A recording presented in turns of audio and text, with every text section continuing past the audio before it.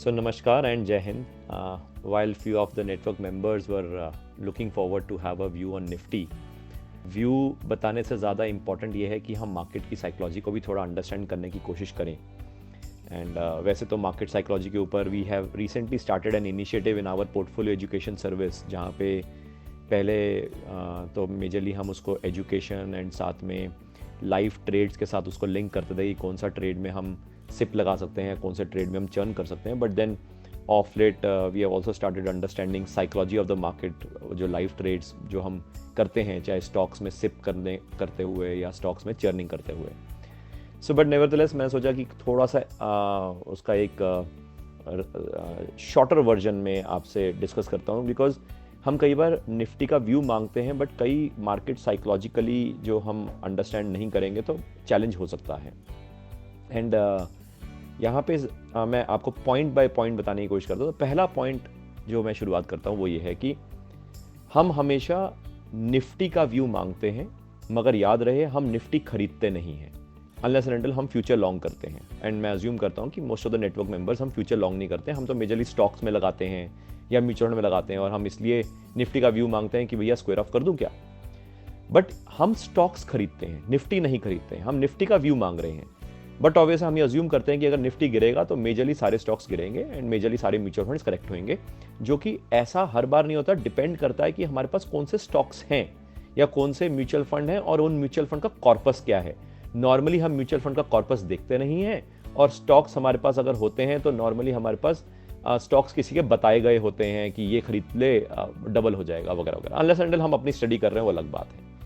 Point number 2, Nifty टूटे या बढ़े. इनफैक्ट अगर टूटता हुआ निफ्टी, उसमें भी कई ऐसे स्टॉक्स होते हैं जो बढ़ रहे होते हैं, एंड निफ्टी जब बढ़ रहा होता है तो कुछ ऐसे स्टॉक्स होते हैं जो घट रहे होते हैं, जिसको हम नेगेटिव बीटा स्टॉक्स बोलते हैं. तो इसका मतलब ये कई बार निफ्टी टूटता होता है तो हमें कुछ ऐसे स्टॉक्स में सवार रहना चाहिए जो स्टॉक्स हमारे पोर्टफोलियो को बचा के रखेंगे. एंड जब निफ्टी बढ़ रहा होता है तो कुछ स्टॉक्स हमारे पास ऐसे भी होने चाहिए जो उस स्टॉक्स को शॉक ऑब्जॉर्बर के तौर पर रख सकते हैं अगर निफ्टी एकदम से करेक्ट करता है. बट ऑब्वियस है हमारे पास वो वाले स्टॉक्स तो पक्का होने चाहिए जब निफ्टी बढ़ रहा हो तो वो मल्टीप्लाई होकर रैली कर रहे हो, जिसका हायर बीटा हो. एंड निफ्टी जब टूट रही हो तो हमारे पास नेगेटिव हायर बीटा वाले स्टॉक्स होने चाहिए. ये बड़ा इंपॉर्टेंट पॉइंट नंबर 2 है. पॉइंट नंबर 3, इवन क्या होता है कि हर बार जब भी निफ्टी बढ़ेगा जरूरी नहीं है कि सेम स्टॉक्स बढ़ेंगे. स्टॉक्स भी डिफरेंट चेंज होते रहते हैं अलग अलग रैलीज में. जैसे कि जो रैली 10,700 से 11,800 तक आई उसमें अलग स्टॉक्स थे. 11,800 से जो 12,700 तक की रैली थी उसमें अलग स्टॉक्स थे निफ्टी के. एंड 12,700 से जब रैली आई 13,500 के अलग स्टॉक्स थे. एंड हर बार स्टॉक्स जो हैं वो चेंज होते हैं. एंड इसलिए ये बड़ा इंपॉर्टेंट है कि जब बढ़ रही हो निफ्टी तो भी स्टॉक्स हमारे चेंज होने चाहिए, एंड जब गिर रही हो निफ्टी, घट रही हो निफ्टी, तो भी हमारे स्टॉक्स चेंज होते रहने चाहिए. बिकॉज वही सेम स्टॉक्स गिर नहीं रहेंगे लगातार बार बार हमेशा, या वही स्टॉक्स बढ़ नहीं रहेंगे लगातार बार बार हमेशा. Trending zones and non trending zones 4th number point है जो बहुत इंपॉर्टेंट है. एंड इसको थोड़ा ऐसे समझने की कोशिश करते हैं कि पहले तो हमें यह आइडेंटिफाई करना चाहिए कि मार्केट क्या ट्रेंड में है या मार्केट नॉन ट्रेंड में है. एंड फिर हमें यह भी समझना चाहिए कि जिन स्टॉक्स में हम सवार हैं, क्या वो स्टॉक्स जो हैं या वो जो अंडरलाइंग है, मैं जब स्टॉक्स बोलूं तो शायद हम उसको अंडरलाइंग के पॉइंट ऑफ व्यू से भी हम उसको कोरिलेट कर सकते हैं. It can be gold as well, it can be silver as well, it can be commodity, it can be currency, whatever. So अगर ट्रेंडिंग में है सो ट्रेंडिंग में बाइंग करनी चाहिए. नॉन ट्रेंडिंग में नॉर्मली ट्रेडिंग करते हैं लोग विथ स्ट्रिक्ट स्टॉप लॉस, क्योंकि उनको लगता है कि नॉन ट्रेंडिंग है तो कोई बात नहीं, स्ट्रिक्ट स्टॉप लॉस से एक तरह से पंगा लेने की कोशिश करते हैं. एंड ऐसा ऑब्जर्व किया है कि ट्रेंडिंग में पैसा नॉर्मली बन जाता है, मगर ट्रेंड खत्म होने पे उतरना भी आना चाहिए, क्योंकि कई लोग ऐसे होते हैं जो ट्रेंडिंग में पैसा लग तो गया मगर उतरना ही नहीं आया ट्रेंड से. बिकॉज ट्रेंड जब रिवर्सल होएगा तो नॉर्मली उनका जो प्रॉफिट होता है वो वापस नेग्लिजिबल पोजीशन पे आ जाते हैं. तो ये भी बड़ा इंपॉर्टेंट पॉइंट है. एंड नॉर्मली जो ट्रेडिंग करते हैं जो नॉन ट्रेंडिंग में, उनका मैंने ऑब्जर्व किया है, मे बी आप शायद correct me if I am wrong, over a period of time उनका जो रिटर्न नॉर्मली 0 के आसपास ही रहता है. यानी कि शुरू में पैसा बना लेते हैं ट्रेडिंग में, विद स्ट्रिक्ट स्टॉप लॉस, मगर over a period of time वो हम स्टॉप लॉस के पूरी जर्नी को मैनेज नहीं कर पाते हैं, एंड इसलिए इंट्राडे ट्रेडर्स नॉर्मली सफ़र करते हैं। अब पॉइंट जो नेक्स्ट है, पॉइंट नंबर शायद मैं इसको 5th बोलूँगा, मार्केट्स जो हैं और जो इकोनॉमी जो है जिसको हम बोलते हैं फंडामेंटल इकोनॉमी, तो ऐसा होता है ये दोनों थोड़ा डिफरेंटली हमें समझना चाहिए कि दोनों डिफरेंटली बिहेव करते हैं। मार्केट्स ग्रीड एंड फियर से चलती है एंड लिक्विडिटी से चलती है, यानी कि 2 इंपॉर्टेंट फैक्टर हैं, एक ग्रीड एंड फियर और एक लिक्विडिटी। जो इकोनॉमी है वो फंडामेंटल रिजल्ट से चलती है, कि यानी कि फंडामेंटल रिलीजेस क्या आए हैं, फंडामेंटल डाटा के क्या पैरामीटर्स आ रहे हैं। एंड नॉर्मली मार्केट पहले रिएक्शन दे चुकी होती है जब तक इकोनॉमी के फंडामेंटल्स आते हैं, क्योंकि ऐसा मैं कहता हूं कि मार्केट को सब पता है मार्केट में क्या होने वाला है, और किसी ना किसी को तो पता है कि भैया ऐसा होगा, इकोनॉमी के रिजल्ट्स ऐसे होंगे, या इस पर्टिकुलर स्टॉक के रिजल्ट्स ऐसे होंगे, या इकोनॉमी में ऐसा होने वाला है, तो उसके कारण वो ऑलरेडी मार्केट में एक्शन दिखता है। जो आम आदमी होता है वो नॉर्मली एक्शन बाद में समझता है, और वो कब समझता है, जब टीवी टूवी पे आना शुरू हो जाता है, या जब आम आदमी भी डिस्कस करने लग जाता है, जब जॉगिंग करते हुए या खेलते हुए या ऑफिस में जब कोई आम आदमी हमें टिप दे रहा होता है कि ये वाला स्टॉक खरीद लो, ये यहाँ से बहुत ऊपर जाएगा वगैरह वगैरह, तो समझ जाओ कि यानी कि मार्केट में अब सारी चीज़ें डिस्काउंट होनी शुरू हो गई हैं। तो इसका मतलब ये मार्केट जब पहले रिएक्ट करती है, तो जब तक आम आदमी को समझ आता है तब तक मार्केट ने maximum rally, maximum trending already कर ली होती है। एंड जब तक आम आदमी को समझ आता है तब तक, या आम आदमी जब तक घबरा रहा होता है तब तक वो घुसता नहीं, और जब मार्केट्स इतनी पीक चली आती है तो जब आम आदमी घुसने लग जाता है तो समझ लो अब रिएक्शन मार्केट का खत्म होने वाला है, और वहां पे आम आदमी फंस जाता है।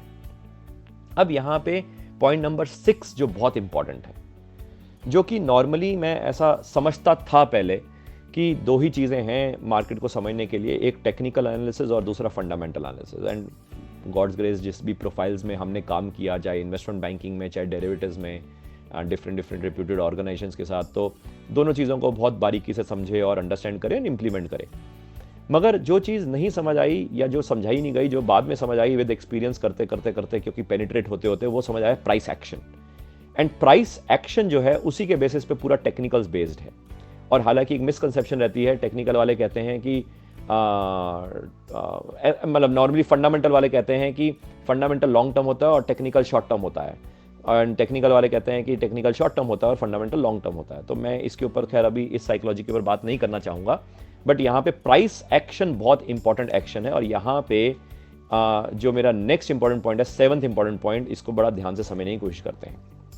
हमें नॉर्मली हर मीडिया चैनल में या हमेशा हर आदमी जब हमें टेक्निकल एनालिसिस कैंडल सिखाता है तो हमेशा सपोर्ट रेजिस्टेंस की बात करता है, एंड वो हमेशा ये बात करता है कि ऊपर का लेवल रेजिस्टेंस है, वो रेजिस्टेंस अगर ट्रेड करेगा तो और ऊपर जाएगा, और नीचे का लेवल सपोर्ट है, अगर वो सपोर्ट लेवल टूटेगा तो और नीचे जाएगा। तो यहाँ पे आई थिंक ये साइकोलॉजी बड़ी खराब है, बिकॉज अगर मार्केट ट्रेंडिंग में है तो जो ऊपर का लेवल है वो next level of further buying है, और अगर मार्केट ट्रेंडिंग सेल में है तो नेक्स्ट लेवल नीचे का जो लेवल है वो नेक्स्ट लेवल ऑफ सेलिंग है। यानी कि अगर मार्केट ट्रेंडिंग बाय में है तो नीचे का लेवल सपोर्ट है, मगर ऊपर का लेवल रेजिस्टेंस नहीं है, ऊपर का level next level of buying है। एंड अगर मार्केट ट्रेंडिंग सेल में है, यानी कि सेलिंग साइड पे ट्रेंड कर रही है, तो नेक्स्ट लेवल नीचे का वो ट्रेंडिंग का नेक्स्ट लेवल ऑफ सेल है। तो यानी कि ये बहुत इंपॉर्टेंट है, और ऊपर का लेवल उस केस में रेजिस्टेंस है। और यहां पे 8th पॉइंट जो बहुत इंपॉर्टेंट है वो ये है कि प्राइस जोन्स जो ये बनती हैं, जो ये प्राइस जोन्स होती हैं, यानी कि इसका मतलब ये जब नेक्स्ट लेवल ऑफ बाइंग जब ट्रिगर होती है तो वो एकदम से भागता है स्टॉक या अंडरलाइन, एंड फिर उस रेंज में रहता है जिस ट्रिगर प्राइस से वो ट्रिगर हुआ था फर्दर बढ़ने के लिए, वो वापस उस ट्रिगर लेवल पे मिलने आता है, और एक बार नहीं 2-3 बार मिलने आता है। और इसको अगर आप देखेंगे तो आप समझेंगे भी कि बार बार उसी लेवल पे वापस अवेलेबल होता है, एंड फिर नेक्स्ट ट्रिगर का जो लेवल होता है फिर उसको ब्रीच करता है। इसका मतलब ये कि जब एक next level of buying level trigger होता है एंड जब रैली आती है तो हमें एग्जिट करना आना चाहिए, क्योंकि वो नहीं तो जो उसका जो दम होता है वो दम जब निकल जाता है तो वापस उसी लेवल पे मिलने आता है जिस लेवल से next level of buying I थी।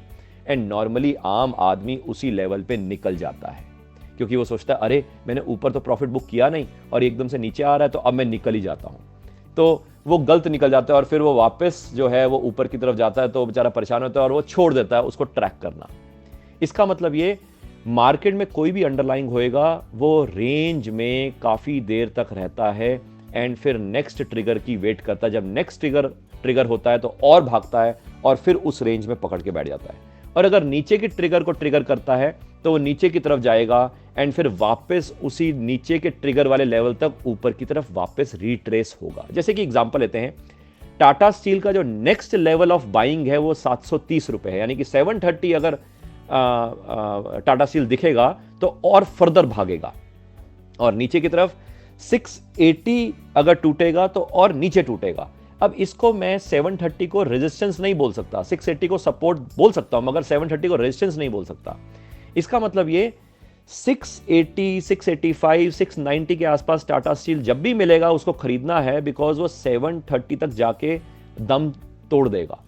मगर हमने वहां पे 730, 725 के आसपास जाके प्रॉफिट्स बुक करके निकल जाना है, क्योंकि वो वापस नीचे की तरफ मिलेगा।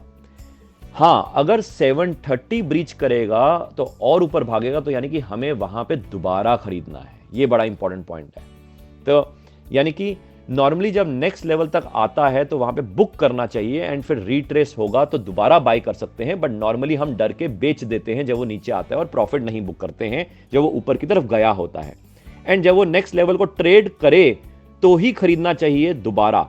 एल्स हम एवरी टाइम ऐसा भी कर सकते हैं, जब भी अगर हमें होल्ड करना है और हमें प्रॉफिट बुक नहीं करना तो हम ऐसा भी कर सकते हैं कि जब भी नेक्स्ट लेवल ऑफ बाइंग आए तो और खरीदना चाहिए। और ये बड़ा इंपॉर्टेंट पॉइंट ये है कि जब नेक्स्ट लेवल ऑफ बाइंग आए, जिसको हम रेजिस्टेंस बोलते आए हैं, वो नेक्स्ट लेवल ऑफ बाइंग होता है एंड वहां पे और ऐड करना चाहिए, जिसको मैं ऐसा बोल सकता हूं कि स्टॉक्स में फर्दर सिप कर सकते हैं, उसी स्टॉक को और ऐड कर सकते हैं। और रैली जो हमेशा मार्केट की होती है वो पहली बार हमेशा मिस हो जाती है, बट हमें घबराना नहीं चाहिए, क्योंकि नॉर्मली दोबारा मौका मिलता ही है। एंड बिकॉज पहली बार वाली जो रैली होती है ना, उसमें आम आदमी नॉर्मली आखिरी में घुसता है, और जब आखिरी में घुसता है तो वो पीक होता है। जैसे ही अभी जो मार्केट जिस पड़ाव पे खड़ी है, यहाँ पे आम आदमी घुस रहा है, और ये आम आदमी जब घुस रहा है तो यानी मार्केट करेक्ट होगी। जब मार्केट करेक्ट होगी तो आम आदमी बेचारा फिर एवरेज ही करता रहेगा। और इसीलिए आपने देखा भी होगा, ये तो शुक्र है कोविड टाइम के बाद मार्केट ने मल्टी ईयर रैली दे दिया, तो कई लोगों ने जितने सालों से एवरेज करते रहे थे पिछले 3-4 साल से, उनके सारे पाप धुल गए। ये तो बाई चांस ऐसा मौका आ गया, मगर नॉर्मली ऐसा मौका हर बार नहीं मिलता है।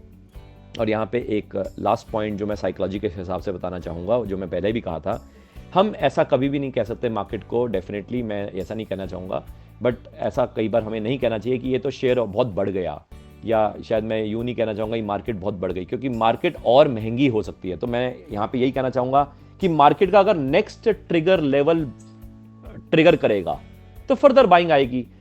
इनफैक्ट मेरे को लगता है कि अगर आपका शौक है, अगर आपको इसमें और फर्दर जुड़ने का मन करता है, तो मेरे को लगता है जो हमने साइकोलॉजी का इनिशिएटिव उठाया है, अलॉन्ग विद जो लाइव ट्रेड इनिशिएटिव्स जो हम करते हैं with education on portfolio side, जिसमें कुछ ऑडियोज़ भी होती हैं मार्केट की वगैरह वगैरह, तो आप जुड़ सकते हैं। इसी बहाने पर्पज़ ये है कि not to make traders but to make people know about the markets, कि मार्केट्स कैसे बिहेव करती हैं साइकोलॉजिकली, ताकि जब हम इसको समझेंगे तो शायद मेरा को ऐसा लगता है कि हम में से कई लोग जो शायद नौकरी छोड़ना चाहते हैं, अपना कुछ काम शुरू करना चाहते हैं, तो मेरे को लगता है कि धीरे धीरे ये लर्निंग करके हम अपना एक काम भी शुरू कर सकते हैं। इन एनी केस अगर हम नौकरी के साथ साथ इसको इन्वेस्ट भी करते हैं तो शायद ये एक ऐसी चीज़ है जिसको अगर हम समझेंगे तो बहुत मज़ा आता है। तो इसी के साथ आई होप ये डिटेल्ड ऑडियो फ़ायदेमंद रही होगी। थैंक यू वेरी मच, नमस्कार एंड जय हिंद।